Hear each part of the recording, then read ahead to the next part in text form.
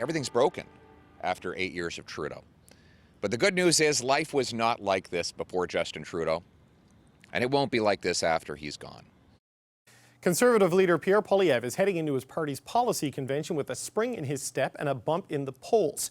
Conservatives lead the Liberals by as much as 10 points, according to recent polling data. And according to the Writ.ca, those numbers would have a huge impact if an election were held today. Éric Grenier is a political analyst and publisher of the Writ.ca, and he joins me now. So, Éric, we're used to seeing the Conservatives ahead in the polls. They've won the popular vote the last two elections, but not like this. So walk us through your latest federal seat estimates. Yeah, we haven't seen the kind of leads that the Conservatives have really since before the 2019 election in the wake of the SNC-Lavalin affair. But right now, because of the kind of numbers we're seeing with a double-digit lead for the Conservatives nationally, a pretty wide lead in Ontario, doing very well in British Columbia, doing well in Atlantic Canada, they are in a majority position. So if we look at where the numbers are, estimates, my estimates of how many seats each party would win if an election was held right now, Conservatives win about 178 seats. Now that's just above the threshold of 170 needed for majority government, and the Liberals could potentially fall below 100 seats, somewhere around 96. Bloc Québécois, because the Liberals seem to be doing a little bit worse in Quebec lately, the Bloc could pick up a handful of seats, and the NDP would more or less be status quo with where they are right now.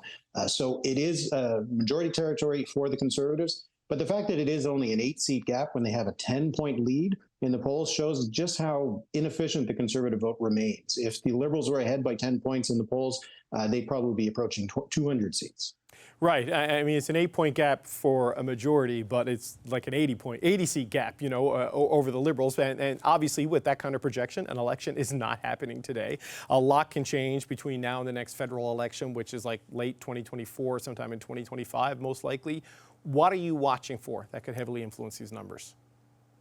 Well, it's just the amount of time that still has to pass, right? There is a lot of time for the Liberals to try to turn things around. Who knows what would happen in terms of a leadership if Justin Trudeau decided that he didn't want to go ahead in 2025 seeing these kinds of numbers. But, we do see these kinds of numbers for some other governments that they've come back from. It's not very common to come back from a gap this big. You'd have to go back to Brian Mulroney in 1988.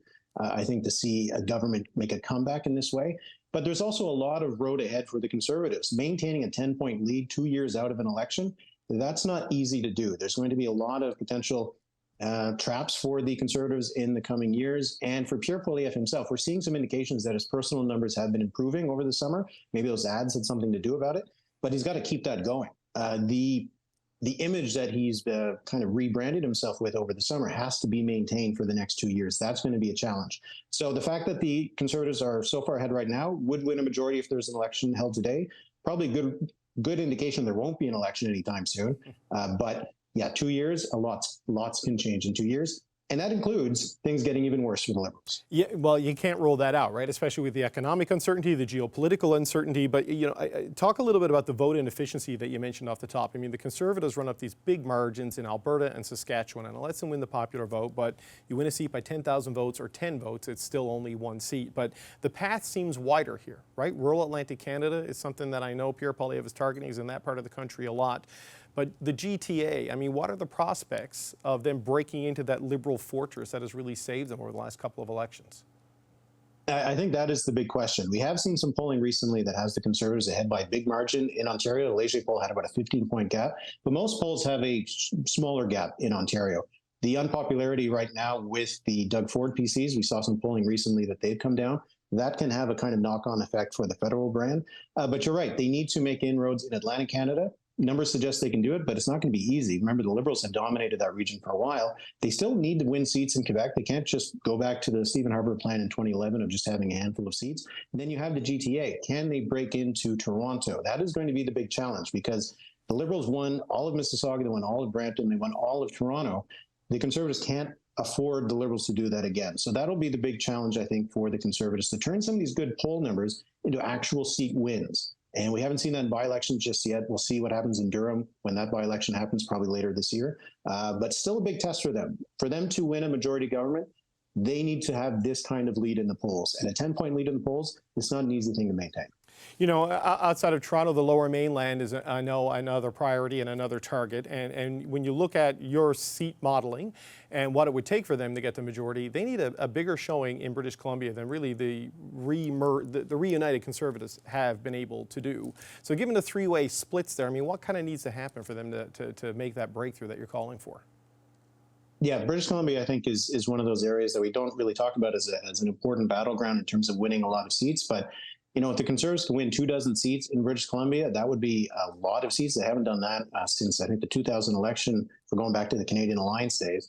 And that means winning seats in Vancouver Island, which means they got to knock off NDP MPs in the BC interior in North. Again, some BC NDP MPs that would have to be targeted. And then you have to win seats in the Lower Mainland, including some of these ridings that flipped in the last election from the Conservatives to the Liberals. These were primarily some of these ridings with the larger Chinese Canadian population. So we'll see what the election interference inquiry, whenever that happens, what impact that'll have. But these are seats that are tricky for the Conservatives to win, because some of them they lost last time in an election where, you know, the Conservatives still beat the Liberals in the popular vote. So it's got to be Atlantic Canada, can't completely rule out Quebec, GTA and the Lower Mainland.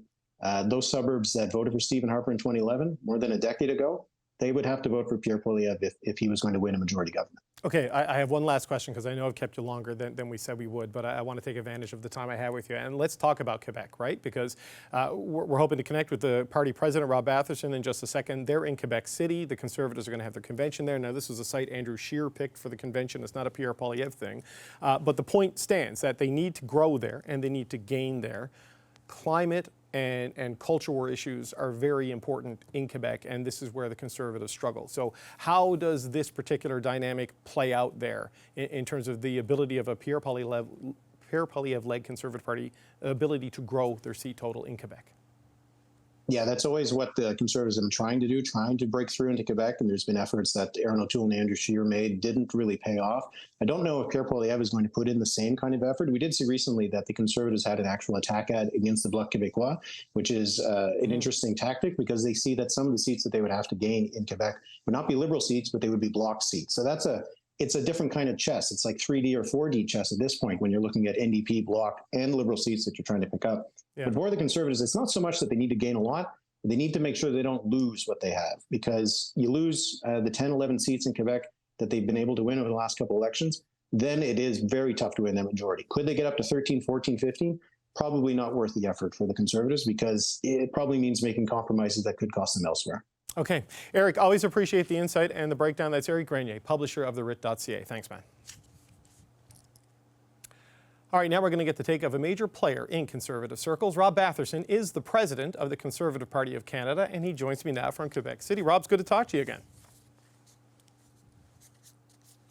Hi, David. Great to be here. It's great to have you. Now, look, we've just heard analysis from Éric Grenier. Your party is flying high. I mean, a majority government is within reach. How are you feeling about where the party is at right now?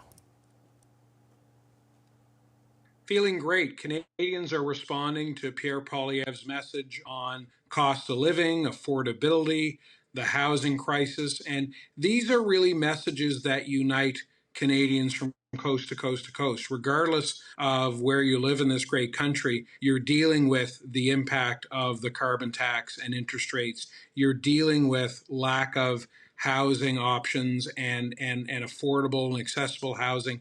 And those concerns, because Pierre Poilievre has been out on those issues for years, he has automatic authenticity with voters. And so Canadians in Quebec and outside Quebec are increasingly turning to him and the Conservatives as the only alternative to replace Justin Trudeau and the Liberals. Your party has had decent leads in the polls at times over the past 8 years, and you get into the election and you see it tighten up, you see it maybe evaporate, and often social issues are at play there. The Liberals quite effective of using those as a wedge against you. Are you worried that could happen again?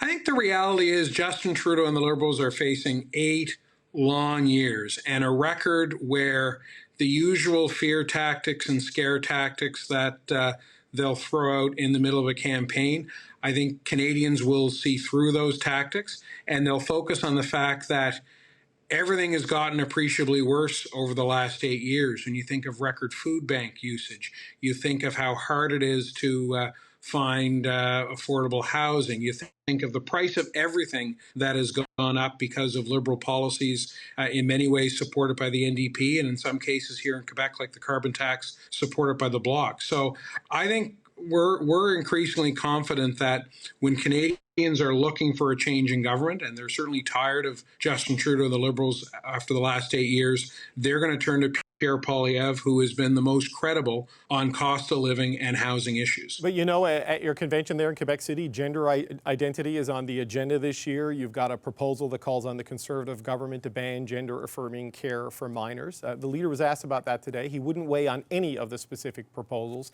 He had this to say instead. Just listen to this. I'd rather let the members review the motions and propose what policy they want me to consider. Leaders are never bound by convention resolutions, but we do take them into consideration.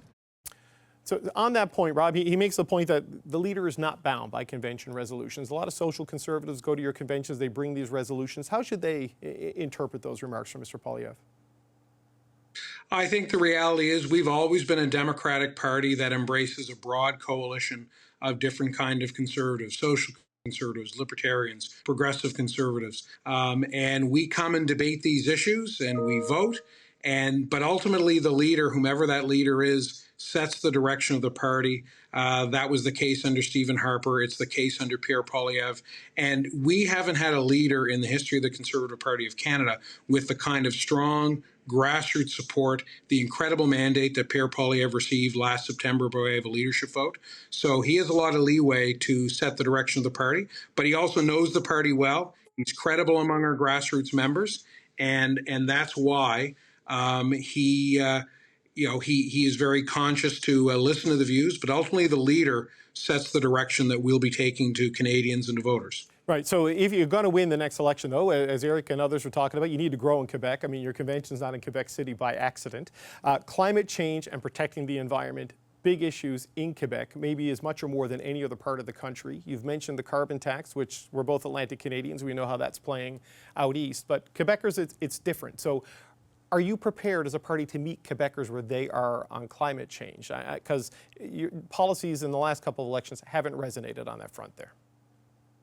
Well, I think Quebecers are suffering from high inflation. They're suffering from more expensive food at the grocery store. They're suffering from high interest rates and other cost of living issues that have been brought about by the Liberal government. And I think Quebecers are asking themselves the question, after 8 years of Justin Trudeau, are we better off in terms of fighting climate change? And the Liberal government hasn't hit any of their targets. And frankly, climate change is a global problem that requires global solutions.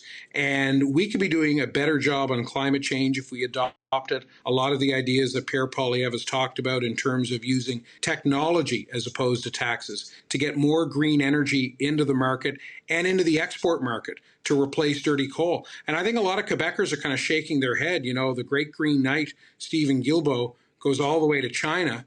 And other than bashing Canadian companies, he didn't say a single word that I can tell on the largest single contributor to climate change that has been driving the increase in global greenhouse gas emissions, and that's the People's Republic of China. So I think Quebecers are smart. They want to see results on climate change. They haven't seen it under Justin Trudeau, Stephen Guilbeault, and the Liberals over the last 8 years, and they'll be looking for a different approach. And that's the different approach that Pierre Poilievre and the Conservatives are going to be offering. But the approach right now is promising to use technology, which is kind of already happening in a lot of different spaces, axing the price on pollution, the carbon tax, whatever you want to call it.